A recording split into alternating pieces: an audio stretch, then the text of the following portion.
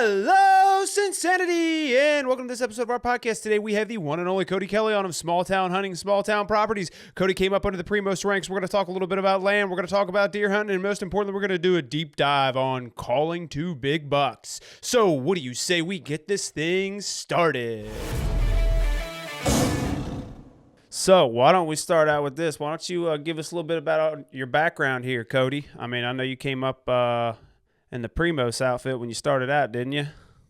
Yeah, so actually my true background would be more towards a lower level of Graham. So the baseball was all I did growing up, and then I went and played 4 years at a school called Delta State University out of the Delta here in Mississippi, Division II, and played 4 seasons there, and then signed independent ball for a couple years and went and did that, and I was on my way to go back. And I had a semester to finish up, went and did that at Delta State, and I was still playing independent ball, and had an opportunity come up in the fall where I had talked to Will Primos and them, and he said, man, we could use you this fall, and then you could go back and graduate in the spring.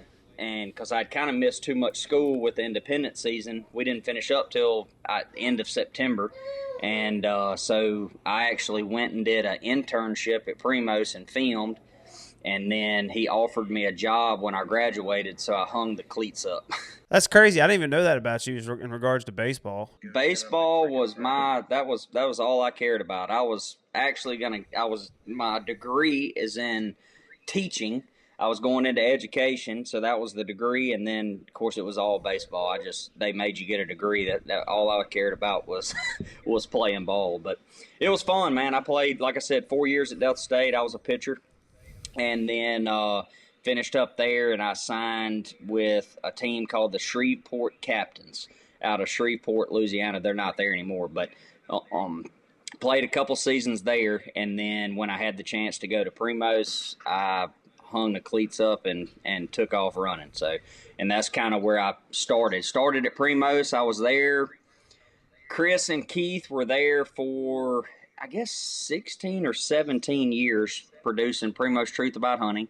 And then Primos sold a few times, and after that last sale, we had a kind of an opportunity to go out on our own. So we were like, man, let's try it. And if it doesn't work, we'll all get in a deer camp together. And if it does work, we'll keep producing TV. So we started Small Town Hunting. We're going into season 10 this fall. So still not in a deer camp together. Nobody will let us all get in the same one. But it's been good. Yeah. How many states you guys hunt a year on average? So, including turkey and deer, I would say 8 to 10. We used to travel a lot more states, and then we kind of started getting some leases here in Mississippi and doing a lot more hunting here in the South. We still can't miss the Midwest rut. We still, chase that, and then we'll chase elk. And so I'd say probably 8 to 10 states on a year. Yeah. So I got a question for you. So you guys hunt a lot of stuff. A lot of it's permission basis and stuff like that. But one of the big topics now is it's harder to get permission. You pretty much got to own land. And what I think a lot of people don't realize is I've seen it where I'd rather have the right 20 acres of land that I own than the wrong 200. Oh, there's no doubt. Do you have any experiences with that where you find some smaller tracts that are just like dynamite and it's like, yeah, a regular Joe could afford this. You don't need big money and this is going to be fire. For sure. And I mean, a lot of people, one thing they don't take into effect, I feel like, is disease. Midwest is seeing it with CWD, EHD, the whole 9 yards. And a lot of times, even if you had the money to buy, 200 acre tracts or 300 or 400, a lot of times, you can pick up a lot more smaller and kind of spread your risk out. Like our place in Iowa, we've hunted there for 20 years. And, certain areas get hit hard with EHD and then others don't. So, if you had a 200 acre tract that gets hit, then they're all dead. Whereas if you had 50 acres here and then 50 acres down the road, you might have better water in one farm than the other. And a lot of times it spreads your risk out. If I was going to do 200 acres, I'd rather have it in a couple different tracts. Yeah. Yeah, that's the big thing now. I mean, public land's getting harder because there's more people, and finding permission is getting harder. So you pretty much got to buy. And I think people overlook the smaller tracts of land. Yep, for sure. I mean, they can be extremely, and I think anybody that's traveled and hunted, a lot of times, even with an outfitter, a lot of times you're hunting smaller tracts. I feel like a 60-acre tract, or an 80-acre tract, they're becoming, a lot more common. It's tough. It's tough to get 200-300 acres continuous, and it can be really tough to. And a lot of time it's take Graham for example, playing ball. I mean he's in his busy season right now, and 500 acres sounds really nice until you got to manage 500 and do the work on 500 acres. And we had the testing grounds down here in the south, which was in Yazoo County, and like I said, I mean it was 3,600 acres, and it sounds and it was immaculate. I mean it was fun, and we kind of developed from the beginning to where it was now. But I mean that 3,600 acres takes a lot of work. That's a lot of roads, a lot of clipping, and a lot of maintenance. And you got clover plots. You're trying to stay on top of spraying them and maintaining. And a lot of times if you could have the right 50 acres that's got one food plot in there, and you know what wind to hunt it on, you can really set that up to be successful. Well, in states like Tennessee and Kentucky and Ohio, you can get those smaller tracts like that, and it's a good land price and everything else, at least right now. Yep. I think, you got Kansas that if you own 80 acres, you can get, they have a tag system for that. So you may not draw, but if you have 80 acres or own 80 acres, then you can get a tag for your 80 acres. And, a lot of people take full advantage of that as well. So what's the price per acre in Kansas? Man, I'm not positive. I wouldn't want to speak on it. Like, it varies in so much, just like down here in the South. I mean, you've got farm ground versus non-farm ground, and a lot of what we're dealing with here is, WRP and CRP and the payments on that. So I wouldn't know exactly what it is, but I would say I would say with Kansas having the tag system like they do, and a landowner that has 80 acres can get a tag, I would say those 80s are climbing for sure. Yeah. Yep. But that's like, now that Graham's back, it's the whole, everybody wants to own 1,000 acres, but to manage and do 1,000 acres the right way, it's a lot more than just owning land and running and going to hunt. I grew up hunting 480, and I mean it was days in the summer and the spring. I mean you have to go out and you have to keep it maintained year round. It's not just something that comes to fall. You can go out and cut your trails and plant your seeds and put your stands up. Like, no, this is stuff you got to do for months on end. That's right. Do y'all have a lot of deer camps where y'all are? Well, what do you mean by where y'all are? Are you talking about where he grew up, or are you talking about where our farm's at? Because like I grew up, he said 480 acres. Like I grew up in a deer camp, and we had 30 members. And of course, I hunted on my dad's membership, but there was 30 members in there. It was 5,000 acres. But when you spread out 30 people on a opening day of rifle season, that gets tight quick. Not for necessarily for us. I mean, we been hunting with people that were in hunting clubs and stuff like that. When they didn't have guys going, they'd have us come out to go hunt when I was younger and stuff. But I mean, majority of the time we just always had leases. We just had like that one lease that was like 480 acres. I mean, we had that for 27 years before we lost it. And so it was just land that we had for years and just always hunted it.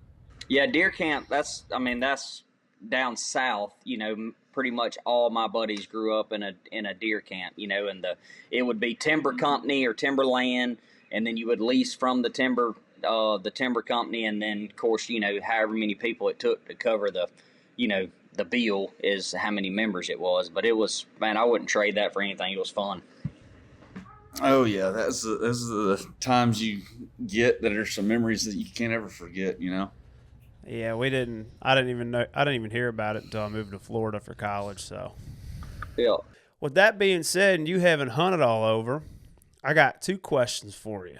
Number one, what's your thoughts on wind and scent control? I mean, are you like the hardcore, going bathe in scent free, wash your clothes in scent free, wear scent control design clothing, all that stuff, kind of like, or are you the opposite type where it's like, well, if that buck wants to smell you, he's going to smell you, so it is what it is? I would say I'm pretty hybrid on it. Is it absolutely important? Yes. The problem I struggle with is accepting that it's very, very tough to beat them. But what I do spray down. We run ozonics. I'm a big believer in ozonics. I've seen, we were kind of on the front side of when ozonics started coming out. We were actually working for Primos, and we got to be, I guess, involved in a lot of the testing and the prototypes and all that. And I saw it work. But on the other side, I still put wind number one. I mean, for sure. And it's what I have seen and the way I've treated the scent elimination side is there is times that I feel like you can, especially during the rut, you can get away with a lot more.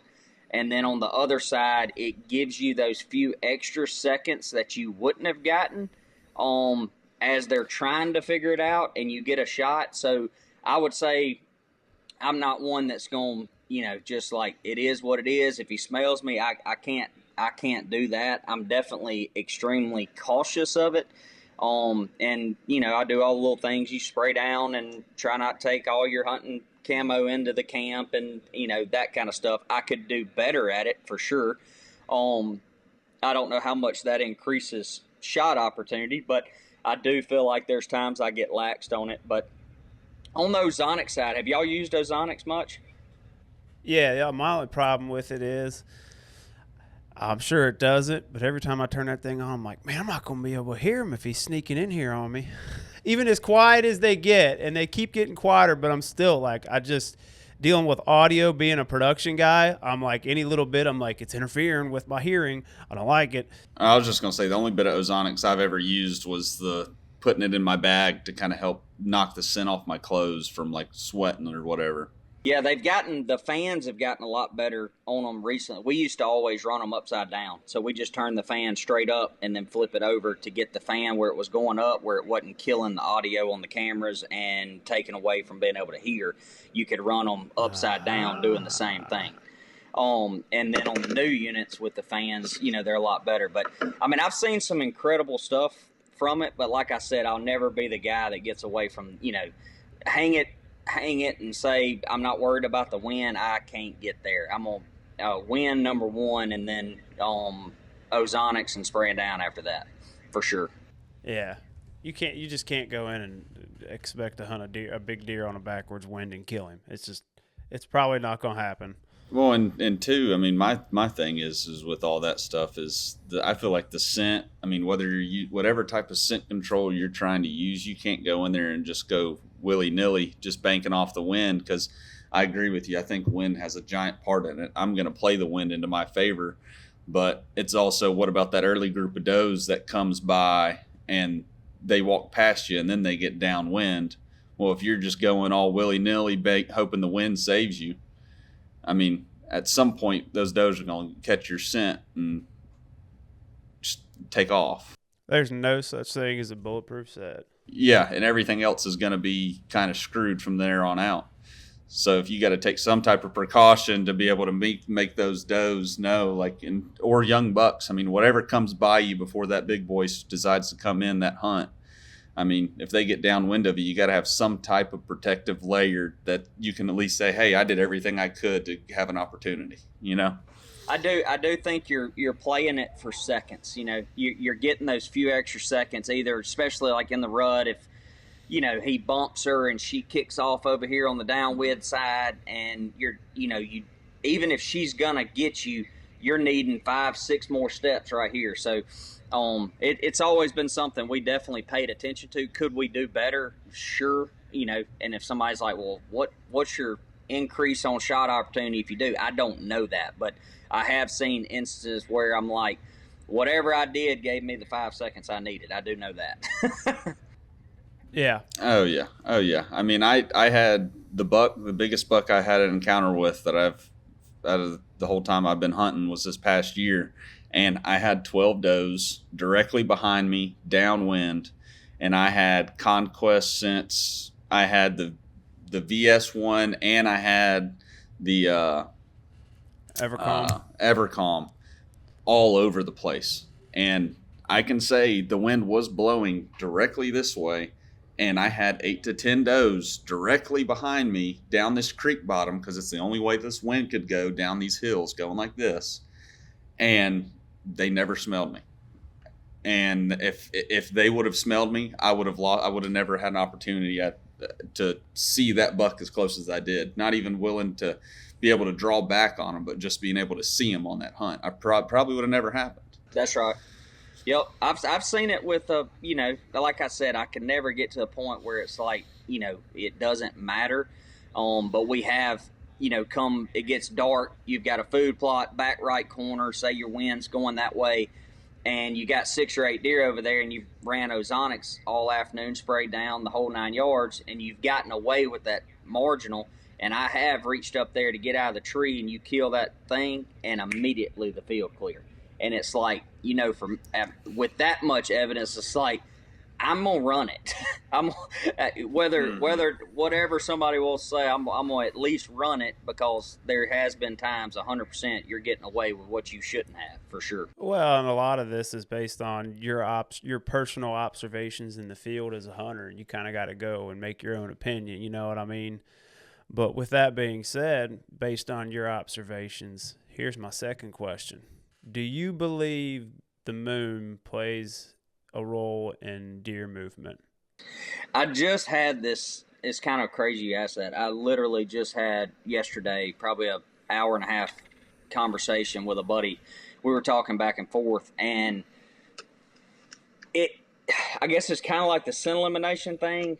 I feel like if you have to use, I guess you can use as many tools as you want, and you can never hunt also if you're trying to get everything right. But I think 100% the moon phase plays a huge part.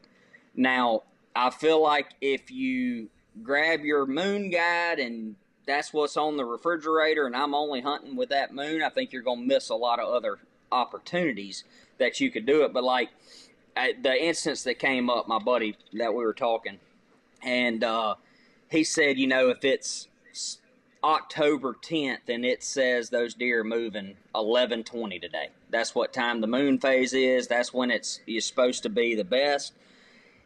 I do not believe, and I'm not saying it's not going to happen, but I'm not confident to say that deer is going to stand up, a 6-year-old deer is going to stand up out of his bedding area and walk to a bean field at 11:22 that's 400 yards from his bed.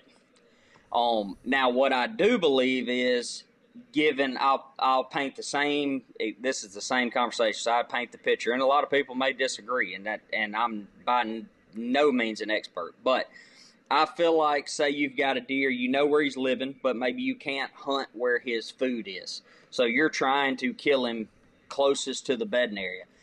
And say say the moon phase says, hey, 11 o'clock is the best time. I do feel like certain situations that you normally wouldn't do, October 15th, I wouldn't, dive off in there. If I could hunt him in the food, I'd wait till he daylighted here or whatever the case may be. But if my 20-acre farm, back to what we talked about, and the play is he was living on me, I do think the moon depicts a lot of their movement. And I'm not going to say if you could get close to that bedding and that moon phase is saying 11 o'clock, I do think there's a good chance that deer stands up in a very small area and will move around. Not saying he's leaving that going to a bean field 400 yards, but if your play is a bedding area and you have to make sure that you don't blow him out, then just say a radical situation with that. is I need to know that the deer's in the bedding area to not spook him. So you could go in at 9 o'clock. It says 11:30's prime time, and you could get extremely close to that bed and knowing you weren't bumping him. I do think you would have a chance there that you wouldn't have normally. Based off the full moon, if that makes sense. What I was trying to, paint. Yeah, basically, I think what you're saying is it's whatever's the strongest factor that day for movement. If there's not really a significant weather front or rut phase going on, moon. I feel like wins. that's the only two things that can debunk the moon phase. But if there is a strong weather front or it is the rut and they're hardcore chasing and they got that testosterone going, then the moon's not going to matter nearly as much, if at all. Yep, and that's right. And it's so back to what I was, referencing is it's hard to just hunt moon phase, but I definitely look at it and I pay attention and got, I just like every other hunter, you got the apps and you're looking at the times and all that, and you definitely, I think it's a huge part of playing into decisions on when to hunt a deer and how you're going to hunt him. I think a lot of people where they try to debunk the moon phase and say it's not valuable is like if it says feeding times 11:20 and they're on a 80-acre bean field and the deer's bedding 600 yards and they're like, it's not right. That deer, he didn't come to feed. Well, he probably did. He probably did get on his feet, but there's enough browse right there. He don't get, 6 years old by being dumb either. He probably stood up and browsed in a very small area and then laid back down and then do this, get up at night. But it's a huge part. I mean, I'll be honest with you. I wish it was one thing I was more educated on than I am, because I do think the more you know on that, and then you put that with weather and front systems and all that, I think you're definitely going to be more successful. Oh yeah, that's one thing. I mean, this is going back to hunting season for us this year. I mean, we started talking about like the moon being overhead and underfoot and stuff, and I mean, I swear when the moon's overhead and you see that moon in daylight, I have seen more deer come into the field or come in through where the camera's at than I have when the moon is not in the sky during the daylight. Yep. We actually had one of our producers, Joey, his dad, and they were very tied in on the red moon phase, and he started telling us about it, and we started paying attention. And I'm gonna tell you something, that when it's a deer will daylight or I would have to fine tune it, but it's right around a deer's gonna daylight 1 of 3 days off of that red moon. And so, the kind of the story behind that was if guys are having to really pick and choose, you're working 8 to 5, you're working Saturdays and church on Sunday, and you're having to really limit your days to pick. That was one of his buddies that had really studied the red moon phase, and man, we started paying attention and watching trail cameras and on hunts that we hit it where the red moon, and it is 100% accurate. That deer is going to daylight at some point during that red moon. But like I said, that's the moon's something. I mean, that's one thing that we have all been paying more and more attention to, because I think if you understand it and the more knowledge you have on it put together with everything else, it's a huge tool to use for sure. Well, that's one of those. That's like, I mean, scent. That's why I asked scent control and the moon. Those are two big topics in the deer hunting world. Yeah, and there's a big difference. You're gonna have people saying, "I've killed 37 bucks and I've never sprayed any kind of scent elimination." Don't get me wrong. I mean, there's, gun hunting, you can get away with a lot more. If you're hunting box stands, keeping the windows, there's a lot of factors that go into play. But, I feel like if you take a bunch of bow hunters and you put them in a room, very few are not going to use every tool available. There's no doubt. I mean, when it comes to bow hunting, I mean, I feel like very few are not. If they're tree stand hunting and they're dealing with swirling winds and, all of that, I mean, you've about got to put everything into your favor. It's going to be hard. If I can if I can smell my camo, I know good and well they can too. So it's got to help. It can't hurt. Yeah. For sure. All right. So I did some research on you. I talked to our old buddy Heathco before we did this. I said, man, what do you think Cody be really good at talking about on a podcast? And he said, calling to deer. That's kind of funny because he could have been serious and it could have had some sarcasm in there too, because that is one thing that I love.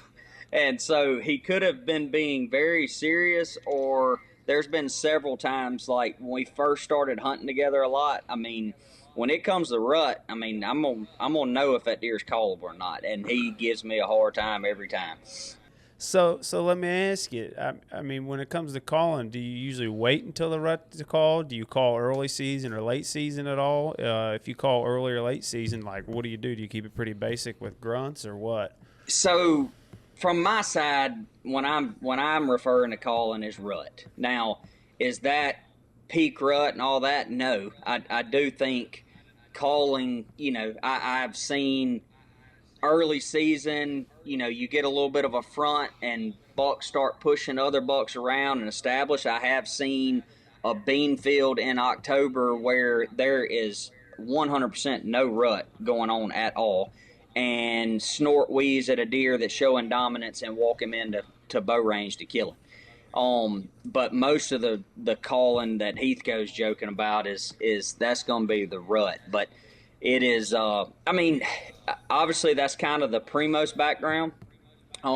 We came from the calling side. You know, I learned being able to hunt with Will and those guys that had been working for Will for so long. It's on the calling deal. I feel like it's one of the most controversial because we used to, I mean, we still do some seminars, but we used to do a lot, and it never failed. You would go to a seminar, it'd be, you know, 100 people in there, and you're given a deer calling seminar. And we would always take piles of grunt calls. Will was big on, you know, hey, give product, let people practice, you know, show what they do and all that. You hand a person a grunt call, 90% of those seminars, and every single person would do the same thing. Said, hey, you just saw a 130-inch buck cruising across a ridge, call to him. And we'd hand them the grunt call, brand new one. Take it out of the paper. All right, blow it. They'd give 3 grunts, barrel, barrel, barrel. And you say, what else? They were like, well, that's it. So you take that same person, they come back into camp, say, hey, I saw a 130-inch deer today, and I called to him, but he didn't pay no attention to it. And so over the years, and one of the stories Will always told and really resonated with me is, all right, let's go pick you up and put you at Walmart. All right. So there's a whole, you know, store of people. You know, you're in there shopping for AA batteries. Graham's buying a steak over here at the grocery store. We're all there for different reasons. And if you're walking down that aisle and you hear, hey, you don't think anything about it. Like you didn't come with anybody. Nobody's supposed to be hollering. You keep going. Hey, hey, hey. Well, there's a certain volume where you're going to turn around and look. That's at the point you heard that, hey, that's talking to me. And so Will used to tell that story all the time, and it makes a lot of sense because if you take a deer, that deer was bedded up on a ridge by itself. He went to bed by himself. No other deers around. He starts walking the ridge going to point B. When he stood up, he knew where he was going, and all of a sudden he hears a deer grunt. You know, he doesn't pay any attention. They hear it all the time. Deer vocalize, you know, all the time amongst themselves. And once I took that philosophy, it royally changed the calling situation. And I am a firm believer that until that deer stops, he did not hear you. And once you make that was Will's big deal that he always would talk about, is make the connection. Once that deer stops, the volume before that really doesn't matter. So what Heathco's always joking on me about is if I'm hunting Midwest, it's November 7th, I know they're grunting, I know everybody's rutting. If that buck's cruising and he's got leaves crunching, he can't hear. And that deer is locked on wherever he's going. So I'll grunt. The next one's going to be louder. The next one's louder. It'll go to where squeaking out the reeds. But once that deer stops, then it goes real. Barrel, barrel, barrel, barrel, barrel. You'll put on like a little chase. And very few, I mean, it happens where they look or they come in, they can tell there's, nothing there, and they'll ease on. But if you manipulate the situation, very few will not respond. Now, I think the myth around calling where, people, they just, we hear people all the time, they say it doesn't work or you can't call deer here or whatever the case may be. But we've done it in Mississippi, which all of our buddies, they were the ones, telling us you can't call deer here. But there's so many factors that go into it. One, I think majority of people never connect with that deer that's cruising, and the deer didn't see it, so then that's a failed attempt, and I think they lose confidence in it. So it's like, well, they weren't interested in it. Well, the next one wasn't interested in it. When I think a lot of times they never really for sure know whether or not that deer heard it. And then it comes to setups too. I tell a story that's hilarious with Will. I mean, Will sold game calls. So, like, if it came down to him ambushing a deer and hanging it in the corner of a food plot, and he saw him every day come out, versus calling up a 120-inch deer that came in, looking, he'd pick that 120 over a 150 in the corner of food plot any day. I mean, that was his game. Prime example, we had his place down in Mississippi, Rivers Run. We were hunting there one morning, and this deer was cruising, and it was not a calling setup. We were in wide open timber. You could see forever. A deer's cruising, and he's cruising straight to us. And I'm like, this deer's just going to walk by at 30 yards. Will's got his bow. Deer gets to 70 yards, and he just grunts right in his face. Just, Row! That deer stopped, started looking. And, of course, you can see all the way through there. He just turned around on a dime and eased off. And Will turned around laughing at me, and he was like, way too open for that. I probably shouldn't have called. I was like, considering he was about to be 32 yards, Will, we could have just shot him. Like, he was coming right to us. But that was him, and that's kind of how we broke our teeth in the industry, was being around that. So the calling has become a big part of what we do, for sure. And speaking of calling, Cody, I kind of got two questions, kind of 2 for 1 right here. So when calling, what's that point that you see in that deer's reaction that, like, if you are calling at him, that kind of makes you either keep going or kind of like start just to kind of see or wait to see how he reacts? And also when calling at him like that, what makes you decide if you want to do like a rattle, a grunt, or even hit him with a snort wheeze? I feel like on the question 1, it comes to the manipulation side. If, in my personal opinion, if your tree stand setup is wide open around you and there's nothing to make that deer have to come look, then he's going to draw the line, kind of like a turkey. It's same kind of deal. Like for me in the rut, if I go to, and of course Jason's been a part of it because he's called me crazy several times. But if I go to a spot and I know it's rut and it's open, instead of necessarily hanging it on the X of exactly where I want, but if 40 yards from there's a big blowdown treetop, if I can put that stand by that treetop, then I know whenever I call to a deer, he's got to come all the way around that treetop to tell that nothing's there. And so, I think stands and if I would hang it in a different setup than early season or something like that. One of my favorites is hunt with Jason. And the X was probably 50 yards from us, but there was a big, deep creek, and it was kind of a bend.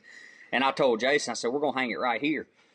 And we started, hanging the stand or whatever. And he's like, man, we were talking about the X being further up. I said, well, any deer that cruises through here, when we call, they don't know if we're down in that creek on the other side, but they got to come to right here to be able to see that. And we killed first morning. I mean, first morning, shooter cruising across. We started calling and grunting. He turned around, got his attention. I gave a couple soft grunts just to make sure he knew where it was, and he never stopped walking until he got to 12 steps. And he was just coming right around that bend to see the other side. But I feel like that plays a huge part. And then as far as reading them, and like I said, I'm no expert by no means, but as far as reading them, that first initial connection, I feel like once you kind of understand that, you're going to see a difference. That deer's going to stop. A lot of times they'll go ahead and quarter to, like I'm trying to pinpoint it. You'll see their ears lock in on you. And usually then I'm trying to give a couple more soft grunts. I'm making him really fine-tune where he's coming. And once he starts coming, I'm going to let him come. I'm not going to keep grunting in his face. But then it kind of comes to the turkey hunt. A lot of times you'll kind of read him. If he starts fading off, and you kind of feel like you need to walk him back, maybe one or two more, and he'll stop and look again. And then it's either pretty much going to happen or it's not at that point. But as far as rattling, I've done a lot of blind rattling, and I've never, honestly, I can't name. I've seen it work. I saw Chris in Iowa. He blind rattled sitting in the tree, 150-inch deer comes down the hill, power scraping, and just walks right to him. But I've never personally had that happen. A lot of people rattle up a lot of deer. But I haven't had huge luck on it. But where I have had luck is rattling on a windy day when I can't get him to hear the grunt call. A deer 250 yards, 15, 20 mile an hour north wind. And, I'm obviously the deer's upwind of us and trying to get a grunt call and get him to hear it. And if he couldn't, a lot of times I'll hit the horns together, give it a quick little rattle, and then that usually a stopping. That's the connection. And then start grunting and call them in that way. So I've used horns a lot in that fashion with a little bit windier conditions just to be able to get him to stop so he could fine-tune on the grunt call. But roundabout answer, but that would be my answer to it. So have you ever used the snort wheeze, or is that just kind of like if you're trying to get them to turn real quick when they're go in a certain direction or something? Yep, a lot of times, I snort wheeze is very effective. I feel like I tend, just sitting here thinking through a setup, I kind of feel like a lot of times I use the snort wheeze.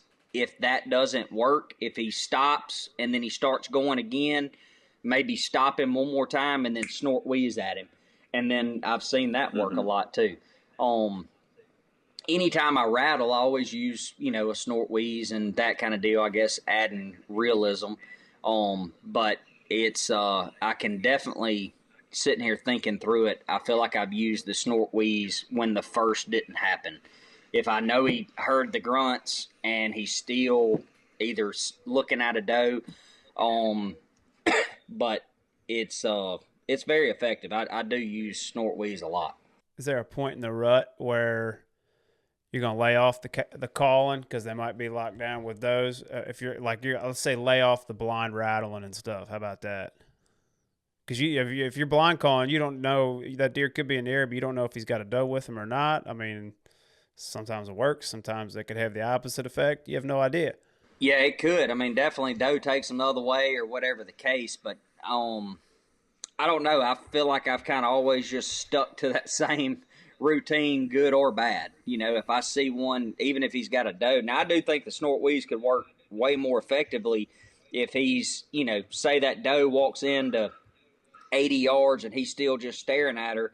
And if you've got the right setup where he can't see around something or what, and you snort wheeze, he's not going to want another buck in there close. And I do think a lot of times that could make him break off of that doe just to come circle in to make sure there's not another buck or keep him pushed off. And sometimes that bubbles inside, bow range. All I can say is after talking with a couple of these guys and hearing some stuff, it makes a lot of sense why that buck that drop tine buck I had, when I grunted at him, he came in and he didn't cross that creek. He stopped on the other side of that opening and looked down in that bottom where I grunted at to see if that buck was down there. He knew exactly where that sound came from. He was like, I don't have to go over there if there ain't nothing when I walk through this little clearing. It makes a lot more sense. It is incredible at how well they can pinpoint calling. Like it blows my mind. Like you could sit there and be grunting 10 times and he hadn't paid attention to it, and all of a sudden when he does hear it, I mean, within one or two grunts, a lot of times you'll never hit the grunt call again, and you shoot him at 12 steps.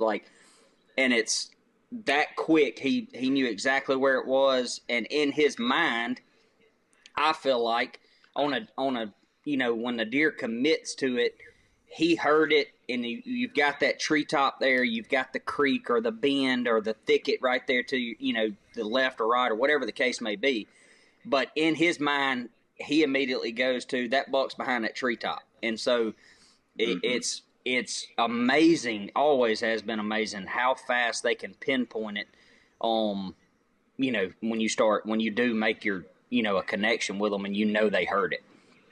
But it's fun. I will, Jason, all of them know it, man. If I can, God, there is nothing better than a deer that was not coming to the X you're sitting on, and all of a sudden you totally reroute and call him in. It is incredible.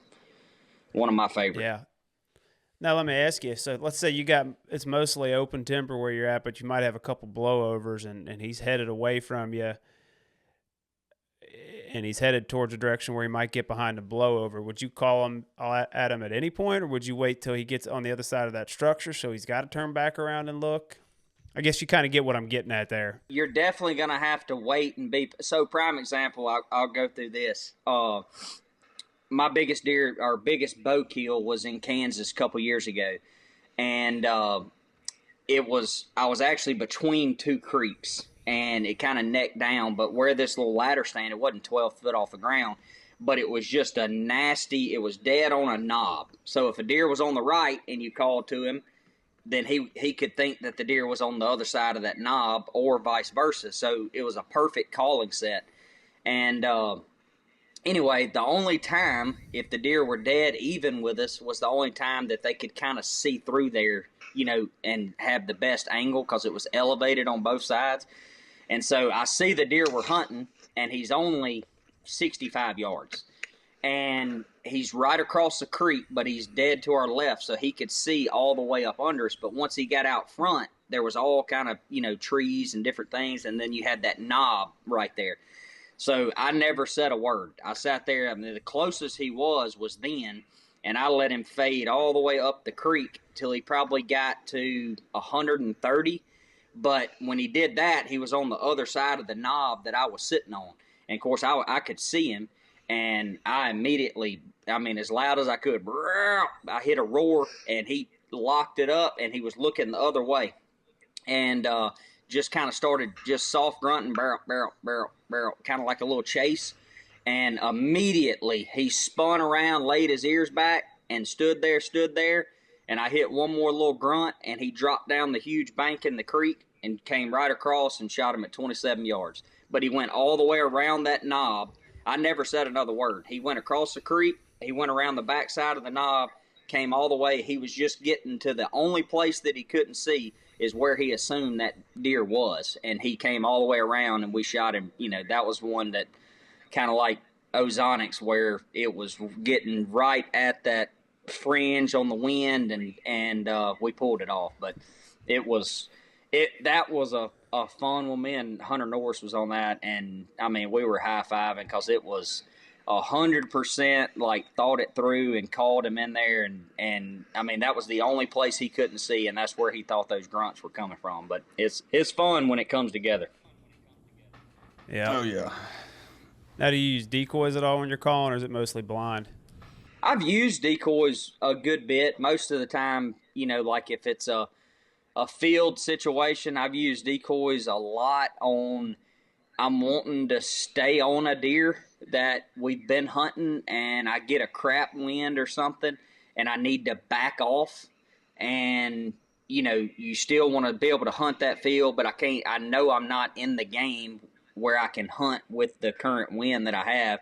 And now I've had a lot of luck using decoys like that, just backing off of it, get the wind where you can hunt it, and you don't mess up in, you put the decoy out, I put it out facing me usually, and I do spray down the decoys big time. I think that's a huge factor, because if you don't, I think that bubble expands to 6 or 8 yards before he gets to the decoy, and a lot of times you don't get a shot. But I've used decoys a lot in a field situation.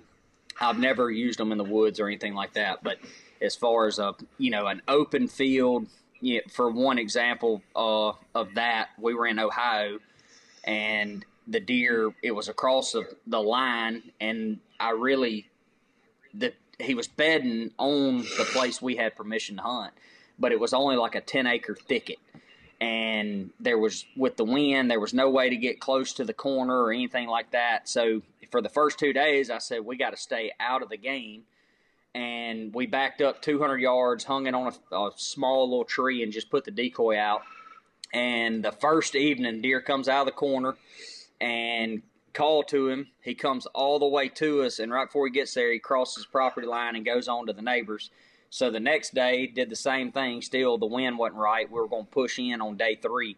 And he came back out with a doe and snort wheezed at him. He saw the decoy, came all the way down the tree line, and we smoked him. So, decoys can put you in the game for sure when you're really out of it. I've used them a lot for that. Yeah, problem with them, though, is you don't want to really do it like in the timber. You want to do it in the field where they can see it from a long ways, because just like a turkey, if they turn that corner and that decoy's right in their face, it'll freak them out. 100%. And they're going to circle downwind, so making sure that decoy setup is, going to put it where, a lot of people go out and put your decoy at 30 yards, and, you got a quarter in wind, and he circles it at 50 and gets you, and he's gone. It didn't have nothing to do with the decoy. He circled it and finally got the wind. But, same kind of deal. A lot of times I'll put them, if you've got the wind just straight in your face, you can put them a little bit further, but then that puts them circling it between you and that decoy. Hopefully 18, 20 yards. That's me, though. I like a 20-yard shot. Yeah, I like it easy. Yep. That's like my turkeys. I like turkey hunting my farm because they're easy. I like hunting stupid birds. Yep, I've heard you got some stupid birds over there. A bunch of them. As long as he wears his contacts, he's all right. Well, I'm like him. I like him close. The second one I shot this year was at 15 steps. I mean, I hit him with that TSS. I mean, I pillowcased him, dude. Oh, there ain't no doubt. They're not getting out of there at 15. I can tell you that. Have y'all called a lot in y'all's experience, or is that kind of something you hadn't really done a lot of? Growing up in Alabama, I mean, I didn't grow up calling a lot because I was hunting timber. Like during the rut in January, I'd hit the rattlebag or something, but nothing really crazy until I started hunting up in Kentucky. I mean, now it's like I get excited for it because I'm a big duck hunter too. So now it's like, hey, I get a little bit of mix of both worlds in this thing now. I do think it plays I'm talking on a lot. I mean, you'll have people say I hunt public ground. I'm not going to say I would call the same as I do now if I'm, on a national forest and hunting public ground. But I can 100% say that I would not be scared to use it. I do disagree with people saying, if you blow a grunt call here, they're going to hightail it. I believe if you have the right setup and you use it the right way, I mean, I think it's hard for a deer to, just say, I'm not going to go to that, given the right situation. But I'm not going to say they'll do what they do, in some of the places we hunt in the Midwest where it's just, 300 yards marching, crossing a blacktop and whatever else. I'm not going to say that, but I do think, you get into a deer's bubble and in the right time of the year with the right setup, I don't care the property. I think he will do it. if it's right. Yeah, I call a little bit. I had one this year I rattled in. I can't remember if it was a blind rattle or not, but where he came in, he stopped about 20 yards from my tree, but there was a bunch of cedars there, so I couldn't see him. I could hear him stop and grunt, and he stood there, and then he turned around and went the other direction. The one deer I did shoot, I called him in. It was like November 6th. It was the night before me and my buddy were going out, and like it was like 72 degrees the day before, and it was only going to be like 66 the next day. I was like, I don't care, that 7-degree temperature drop. I'm telling you, I think they're going to move in the morning. We woke up. He goes, it's not going to happen. I said, I'm telling you, it's kill day. You're going to shoot one about 8. I'm going to shoot one between about 8:45, 9 o'clock. Freaking 8:05, I get a text message. Big buck down. I'm like, oh, now I got to do my part. Uh-oh. So I sat there for like 45 minutes. The deer was running around checking does on that ridge a couple days before that based on the cameras. I was like, I don't want to get heavy on him, but maybe give him something to get jealous about. So I did like a bleat and tending grunt sequence. About 10 minutes later, man, he came walking from that ridge, walking dead nuts at me. And where that stand hits, now that you talk about the terrain and having it set up kind of like turkey hunting, it's back off the hill a little bit. And he had to come walk within 20 yards of my stand to like look down over the crest of the hill to say, okay, where was that at? I ended up smoking him at 20 steps. Well, I mean, that drop tine buck that I saw last year, I did a blind rattle because normally the deer came in the field an hour before they did that night. I rattled. Haven't even dropped my bag in my backpack, and I had 2 does come running, a 6-point, 3 more does come running, and then 8-point with a drop tine, and they went about 85 yards away. He wasn't paying no attention to the does anymore, so I hit a grunt, and that's when he came right over to me. But then my stand popped on a piece of bark and didn't get a shot at him. But listen, cuz don't help. Is don't how help it is. Weighing 240. I mean, one of the biggest deer I had a chance with a bow. I mean, it was blind calling, in my opinion, kind of in that situation screwed me up, honestly, because we were sitting there, and it was 30 minutes after daylight, and it's rut, and so I, loving to call, I grab a grunt call, I put on a chase, roar out the very first note, and then barrel, barrel, barrel, barrel, just kind of slow chasing, and the deer I was hunting, he was actually bedded up kind of off my left shoulder. Well, he was able to get to where I was manipulating. I mean, right off the bat, he just dropped straight off into there, could tell it, and of course got downwind and blew him out of there. That's one that I kind of regret. I feel like if I would have, not called then, I would have eventually seen him cruise across that ridge and called to him. Then I would have been between where he is and there. So I like to see them a lot more and know than I do the blind calling, but I definitely do blind call. But I feel like if I can see them and know at the point that the terrain is manipulated to them, I feel like my odds are really high at calling him in for sure. Yeah, well, like you said, it's a lot like turkey hunting, man. You gotta give them something to go around to get within range of you to come looking. Well, unfortunately, we're running out of time because I got to go pick my kids up from school. So before we close out, you got anything else for us on calling, or Graham, do you have any more questions? I feel like he did a great job of hitting everything that we had. I had. I know it tickles you pink because you come from duck hunting. You like calling. Oh yeah, it makes it fun. Well, I mean, I grew up deer hunting before I ever went duck hunting. It's just hunting in Alabama. It's a different animal out there than it is up in Kentucky. So honestly, the calling side, we have a lot of opportunities to screw up. Well, when you have opportunities to screw up, you learn a lot through that. And so I feel like if you only get 2 or 3 chances to call at a deer and they lock up at 60 yards and then trot off, they're like, man, Colin spooked him. Well, no, he just knew nothing was there, and the gig is up, So it's I would say a lot of the experience is off of blown hunts for sure. Yeah, that's the only way you learn, man. Fail, fail, fail until you succeed.